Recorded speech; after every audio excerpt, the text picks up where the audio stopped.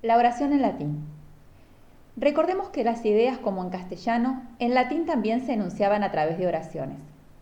El orden de las palabras en la oración era en latín bastante libre, pero por costumbre el verbo se colocaba al final.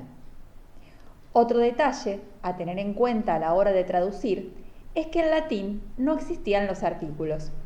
Por ejemplo, lo, la, los, las, un, una, unos, unas. Por ende, para que nuestras traducciones alcancen mayor estilo de coherencia, debemos reponerlos nosotros. La oración está formada por palabras, y en latín tenemos palabras variables y palabras invariables. Dentro de las palabras variables encontramos aquellas que declinan o varían en género, también en número o en persona.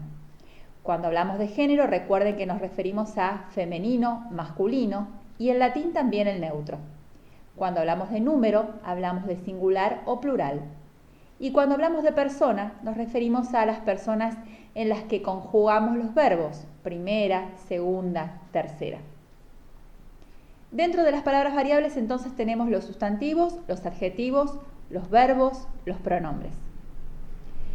Por su parte, también están las palabras invariables, que son las que no declinan ni tienen variantes morfológicas. Por ejemplo, las preposiciones, los adverbios, las conjunciones, a las que nosotros denominábamos nexos coordinantes en la oración. ¿Cómo se enunciaban las palabras en latín? Las palabras invariables aparecen enunciadas en el vocabulario y o en el diccionario que empleemos de la misma manera que las encontremos en las oraciones en cuestión. Dentro de este grupo de palabras invariables teníamos las conjunciones, los adverbios y las preposiciones. Por ejemplo, en la primera columna tenemos 3 conjunciones: et, set, out. Así como aparecen enunciadas, las vamos a encontrar en nuestros textos. En la segunda columna tenemos los adverbios: sic, tandem, paulo. También las vamos a encontrar de esta manera en nuestros textos. En la tercera columna tenemos las preposiciones: a o ab, per, post. Las preposiciones van a aparecer tal cual en el vocabulario en nuestros textos. Una aclaración es que estas palabras invariables siempre están acompañadas de la aclaración, entre paréntesis, que indica qué clase de palabra es. Y en las preposiciones, no olviden que siempre se aclara la información de con qué caso aparece habitualmente. Y eso es un dato muy importante a la hora de analizar sintácticamente. ¿Cómo se enuncian las palabras variables?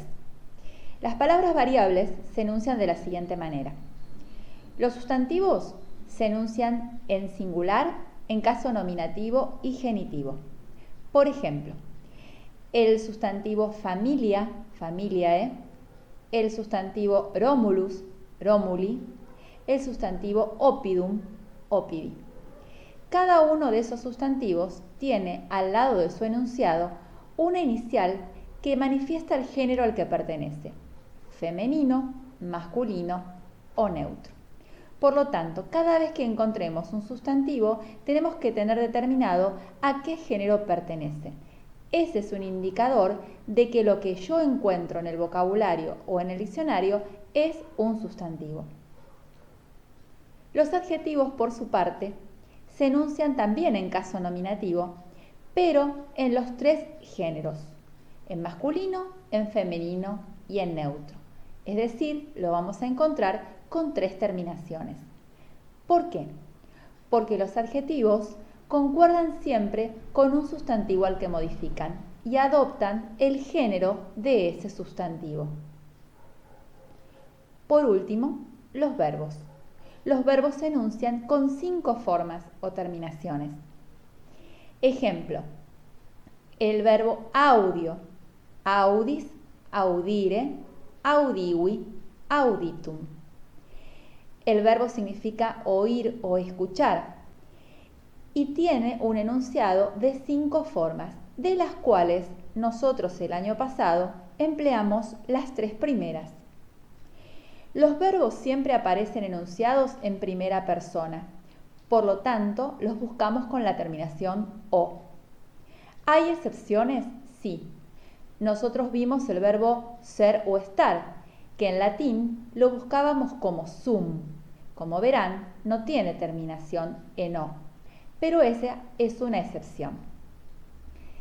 El verbo está enunciado en primera persona, del singular, del presente, responde a la persona yo.